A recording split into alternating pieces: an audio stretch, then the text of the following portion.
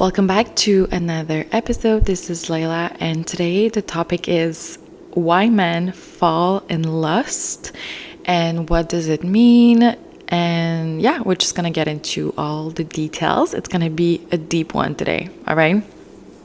So, in general, the majority of men don't know how to form an emotional bond with their spouse and children because they don't know what that means. They have no idea, no clue, no idea. And this is something that I always repeat over and over. You cannot teach a man how to be a man. You know what I'm saying? Like that this is not how it works. It's a personal inner journey that he has to go into. And sometimes it takes a lot of heartbreak and suffering for him to wake up. Sometimes men don't wake up at all and they have to start their life, and reincarnate thousands of times before getting the concept of love. So, yeah, that's one thing. And the root cause of this, because this is something that has been fascinating to me because for women it's so easy for us to love unconditionally and have this bond with our children because this is how we're wired as well. We're really nurturing, and of course I'm talking about the majority. I'm not talking of course there are mothers that are not maternal at all. But I'm talking about our biology, our nature. And so women are more connected to the divine as well, to source, which is unconditional love. So this is why I always repeat, I always say love is for our children and our animals, our pets. That's it. It's not for men. If you start to love a man with pure unconditional love, he will use it and exploit it because he doesn't know how to handle it. He doesn't know how to handle love yet. He's like, what is that? You know what I'm saying? The root cause of this is, of course, their relationship with their mother.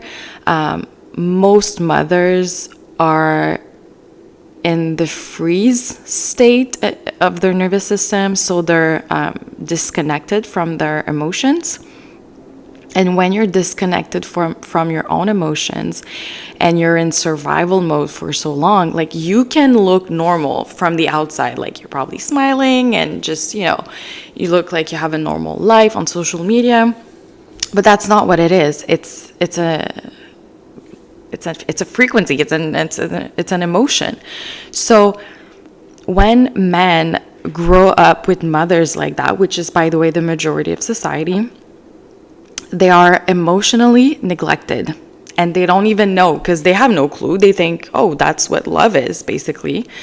So they have no idea that they're being emotionally neglected. So there's this subconscious conflict that happens in their psyche where they don't know why they have so much anger and resentment and deep rage against their mother. But because we have laws and because they don't want to look crazy, they just suppress this anger, which is why we have so many narcissists in our society, because all these men have no idea how to deal with this mother wound, basically.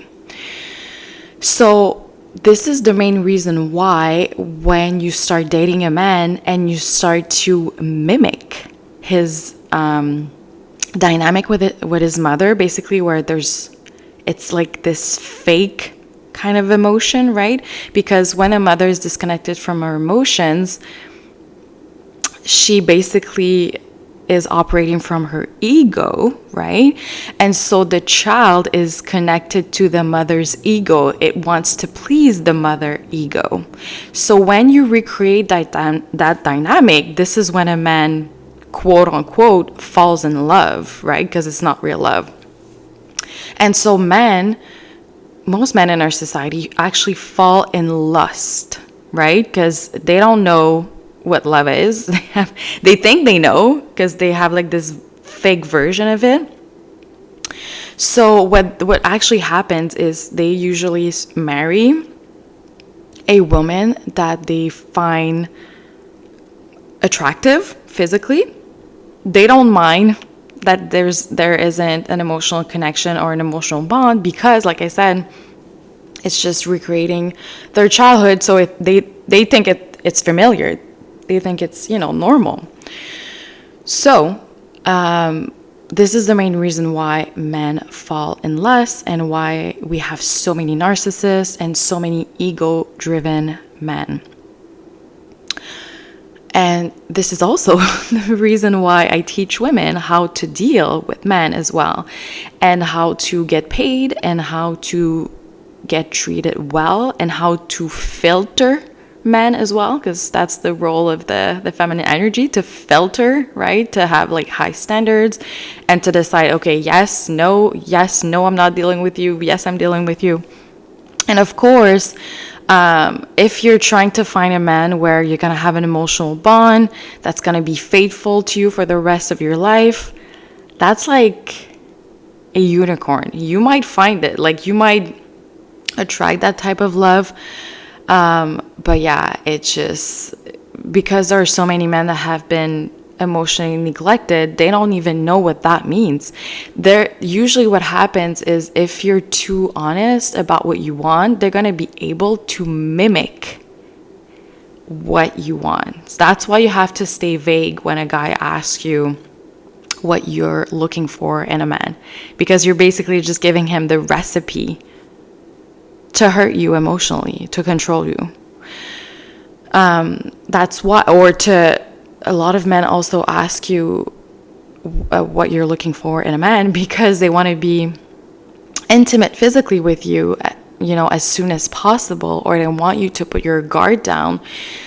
So yeah, it's very strategic, it's very rational, it's very logical, because they don't know how to operate in any other way. For women, the cool thing is that we can switch it on and off. Like, we can decide, okay, I'm giving unconditional love to my children, but I'm not giving unconditional love to a man.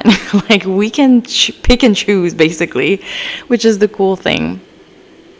But yeah, this is the main thing that's happening in our society, and to try to change it it's not going to work. Like, because think about it, when we're on a healing journey, spiritual journey, like, it's a journey that's connected to our inner selves. Like, how do you cannot change someone. The thing that's cool though, that I also teach, is how to change someone, like a man's behavior, basically, without talking to him. And this is like super advanced, like in spirituality, basically, because you're using the law of divine oneness. What you're gonna do, because when you connect with someone, right, you have chemistry, whatever, you start dating someone, they are a mirror to your subconscious mind. So basically, they don't have free will. They probably have like 5% free will. You have the power. You have the control of changing their behavior, especially if it's triggering. If it's triggering you, it means that it is triggering an inner wound that you have. So it's an opportunity to heal that wound, and then it's going to basically shift that person's behavior. Yeah, I don't know if I'm going to get into how to do that today, because that was not the main topic. But basically, you can check out my subconscious reprogramming. And I basically tell you how to listen to these things at night. Yeah, so you can just dive into whatever goal that you have, basically.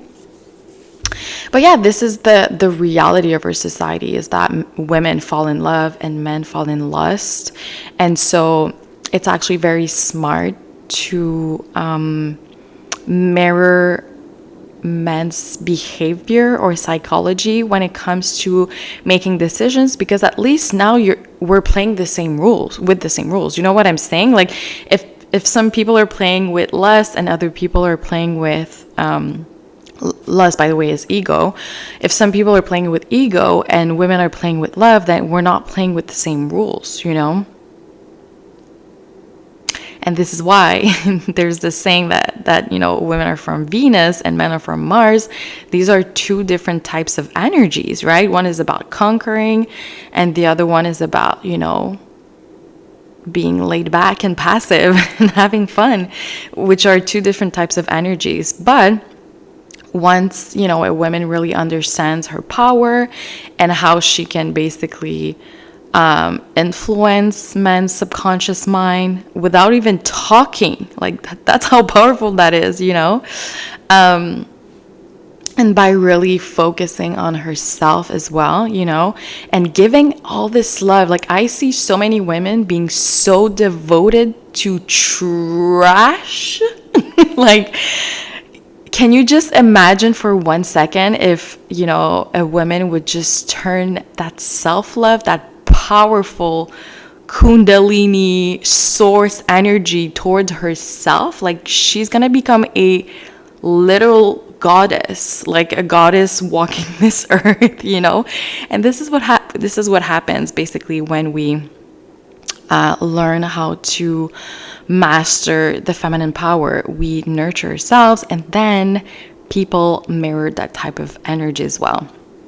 And of course, it might not change a man's inner psychology. For example, like if he grew up with a mother that was emotionally neglectful, but if you love yourself so much and you basically show him how you want to be treated because you treat yourself like royalty, for example, then he's gonna have to mirror that, and there might not be this like deep love like that we see like in movies, because it's fake, it's a fairy tale, it's not real.